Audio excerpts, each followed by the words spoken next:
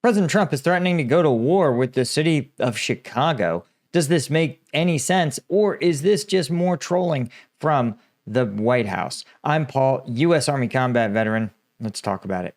So this was on Trump's Truth Social or whatever social media platform, primarily defined by its bizarre advertisers, but he also included a slick AI-generated image of him as from one of the characters from Apocalypse Now, saying, "I love the smell of deportations in the morning." Then add Chicago, about to find out why it's called the Department of War. And I think this is kind of weird, cringy. And if this wasn't Trump, who just says whatever fucking stupid thing comes to his mind, it would be troubling. And it is troubling when a president says, "Hey, man, we're going to go to war with one of our own American cities." But again, if there's one thing we've learned, it's that Trump just says a bunch of dumb shit. It doesn't necessarily mean anything, right? I mean, he may actually believe that he's going to war with Chicago. Now, it's worth noting that, of course, the mayor of Chicago, the governor of Illinois, J.B. Pritzker, is someone who has really been positioned himself as a Trump antagonist politically. And if there's one thing that Trump has shown he's willing to do, it's to use the office of the White House to kind of put his thumb on the scale and really try to humiliate and denigrate his political rivals. And there's no doubt he's doing that here. One of the things that many people point out is that while crime is not great in any major U.S. city, Chicago, L.A., DC, these are notable for being very, very left-wing cities in very, very left-wing states. And crime is, if you look at the highest crime cities in America, right, you can see that they are oftentimes in deeply red states governed by Trump allies, right? If, for example, highest homicide rates, which is a really good proxy because every state reports crimes a little differently, but everybody agrees that when you have a dead guy, it's, when you have a guy who's been shot, like, it's a homicide, it's a crime. You can't get around it. You can see Memphis, Tennessee, St. Louis, Missouri, Detroit, Michigan, right? Other cities with high crime rates, again, D.C., Birmingham, Alabama, Chicago, and Kansas City, Missouri. So if you think that it's important, right, to go after, if you think it's important to go after, for example, people in L.A. Or Baltimore, you also should probably be going after Memphis and St. Louis, Louisiana, Alexandria, Cleveland, Ohio, Anniston, Alabama, Little Rock, Arkansas. And I think this is really pretty... again, this is no shocker to anybody. Trump, leaves his allies alone to do almost anything, and of course, punishes his adversaries. And the funny thing is that his, deployment of the National Guard and federal law enforcement to D.C. actually did appear to have some kind of effect, particularly in carjacking. And D.C. Mayor Muriel Bowser admitted that she said, "Listen, the surge in federal law enforcement has helped decrease crime." She said there was an 87% drop in carjackings over a 20-day period, which makes sense, right? Carjackings are generally a broad daylight crime. And if there's, National Guard troops, while unlikely to actually stop a crime, they're literally not legally allowed to effect an arrest and are unarmed and would be actually outgunned by the carjacker in most cases. Just simply most carjackings, which, 50% of them are done by kids.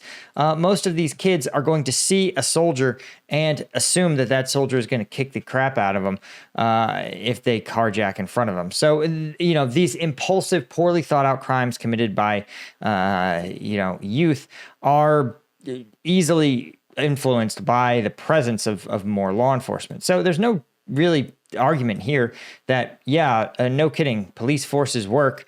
Some of it too, though, it's worth noting, is that the specific period that people are looking at for these declines are when DC public schools, right? DC public school students started attending on the 25th of August. And this is not insignificant because the period of this Trump intervention took place in right before this. So the idea that in the statistics, some of it you're going to see, for example, these, again, carjackers, teenage carjackers, they at least can be arrested for truancy, right? Up until prior to this point, there is nothing anyone can do when you see, again, young people out mulling around, up to no good, out late at night, right? Whereas now at least you can sit there and go, hey, it's broad daylight. It's 1 p.m. on a Thursday. You should be in school, right? And some of them actually are in school. So this whole thing, right, this is one of those things where a lot of people are going to see and cope. And when I looked back through the data a couple of years, and there's almost always this steady decline with a spike in almost all violent crimes in the summer, and then a steady decline into the winter. And some of that is weather, and then some of it, again, is almost certainly DC students, young, teenagers especially, going to school instead of committing crimes, right? So what's more troubling, though, is Trump's rhetoric around these protests is sort of escalating, around these deployments, right? Once he has realized that he effectively distracted the public briefly from the Epstein issue, that he was like, maybe I'd send these National Guard troops to do more stuff. Now, the difference, again, what I want you guys to understand is that, Trump's rhetoric and his reality could not be more different. And the reason I say this is because rhetorically, Trump uses some crazy language. As we just said, he's going to take the war to Chicago, right? You can see here, he's going to go to Portland and wipe out these protesters. Like, the U.S. president should not be wiping out protesters, okay? I don't know what else to tell you, right? This is a verbatim quote from Trump. He says, when we go there, if we go to Portland, we're going to wipe them out. They're going to be gone, Trump said. Quote, they've ruined that city. I have people that used to live in Portland. They've left. Most of them have left. And what they've done to that place, it's like living in hell. So, again, this is kind of in response to ICE protests, Portlanders protesting an ICE facility in Portland. I would be surprised if you told me Portlanders weren't constantly protesting an ICE facility. But it's pretty troubling that the president's like, hey, I'm going to wipe out these protesters exercising their free speech. But also, what I want to point out is that Trump himself, that's what he thinks he's doing, right? Just like we talked about the fact that he really thinks he renamed the Department of Defense to the Department of War. He did not. His own executive order states that the president doesn't have the authority to rename the Department of Defense, that he's simply created an official nickname for them referred to as the Department of War. And that the executive order says at some point we should see if we can pass a law to actually rename it. So the fact that the president thinks he can do these things when he can't is honestly, that's the most, I don't know if troubling is even the right word. I'd use the word pathetic about this whole thing. Right? Trump really believes that he can send in the National Guard and the National Guard's going to wipe out these protesters, like, I don't know, kill them or whatever. But the fact is that, when he sent the National Guard, I want to point out that the DC National Guard engaged in mostly this kind of thing. You can see these valiant guardsmen wearing reflective vests so that they don't get hit by a car inside the park, where they clean up leaves and trash. You can see here's a National Guard, a DC guardsman, actually cutting the lawn, trimming up the grass. Very noble. You can see them here cleaning up trash in the park. So this is not like, Trump believes he sent the DC Guard there and that they wrestled a bunch of carjackers to the ground. Sure, teenage kids were effectively deterred by this. Again, some of it was just kids going back to school. And then, in fact, when it comes to actually conducting law enforcement, right, a federal judge cracked down on Trump's use of the military to fight crime in California, where the judge said that the administration willfully violated a law known as the Posse Comitatus Act, which limits the use of military force for domestic law enforcement, right?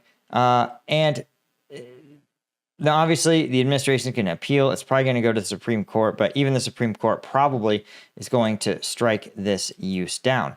Now, again, what's worth noting is that in a lot of cases, the legal authority is extremely limited, right? These federal troops, oftentimes, they get deployed officially just to protect federal buildings. So their actions are limited to like one block, or not even a block. And I think if there's one thing you should take away from this, it's that this is part, again, of, I think, Trump's effort to distract from really the Epstein files thing. That's been heating up again, and it's becoming more and more obvious as he can't seem to get his people on message about it. Right. For example, Mike Johnson recently came out and said, actually, guys, Trump's all over the files, but it's because he was an FBI informant on deep cover, which is absolutely kind of preposterous. If Trump was actually an FBI informant and had provided deeply valuable information about notorious sex trafficker Jeffrey Epstein, you think that would have come up in his felony trial? Like, you think his defense attorneys would have been like, hey, man, I didn't know if you know this, but my client, put this dude in jail, put one of the worst sex traffickers on earth in jail. You think he would have mentioned it? Trump would have mentioned it in his elections, or you think he would have mentioned it when he called the Epstein files entirely a hoax, which is crazy. That he's like, again, either Mike Johnson is just making shit up to try to protect the president, which is almost certainly true, or the president wasn't an informant. He's all over those files, and they're trying to just find some way to fucking mitigate the fallout. Now, what I think is, though, and again, as we've talked about, I don't really believe the president is a strategic person. Again, he didn't even consider deploying troops to Portland until he himself said he saw it on TV. So the fact that you're getting segments on Fox News and going, oh, we should fucking wipe those protesters out.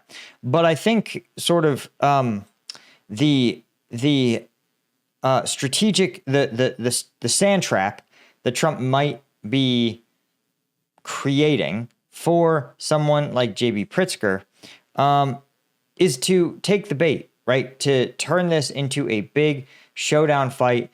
Try, for example, to order the National Guard away. Try to do something that is really deeply in defiance of the federal government. And then Trump will have a pretext in his mind to crack down even further on these states, right? The goal is to, in a lot of these policies, I don't think it's the goal, but I think it's an ancillary benefit, for lack of a better term, is that the administration can go ahead and say, look at this state, look at Illinois. They are defying us. They're defying the federal government. And this is a unprecedented level of action. This is an unprecedented threat to the union. And so we're going to take all of these unprecedented steps to assert federal power over the states.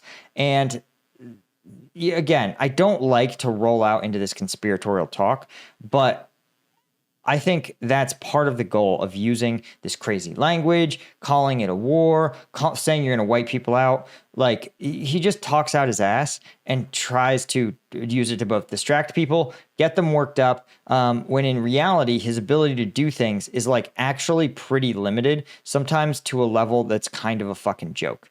So I think this National Guard deployment, again, you just look at the pictures of these guys and this is indeed a fucking joke. Just like deploying a bunch of FBI agents to like arrest carjackers, something they never had the authority to do, right? They literally had to just wait for Metro PD to show up. In a lot of cases, again, these agents, DEA agents or whatever, wouldn't even have like handcuffs. They wouldn't even have tasers. So, the biggest thing you got to understand is that this is just bait. This is just dumb trolling. Again, I don't think Trump even has the larger, there's a 3-step strategy to get them to overreact. I think he's just a troll to troll. I think he really just sort of sees, because again, from the statements about his own feelings about these executive orders and about what he thinks the National Guard is doing, he doesn't understand. He doesn't have some sort of broad strategy or deep understanding of the situation.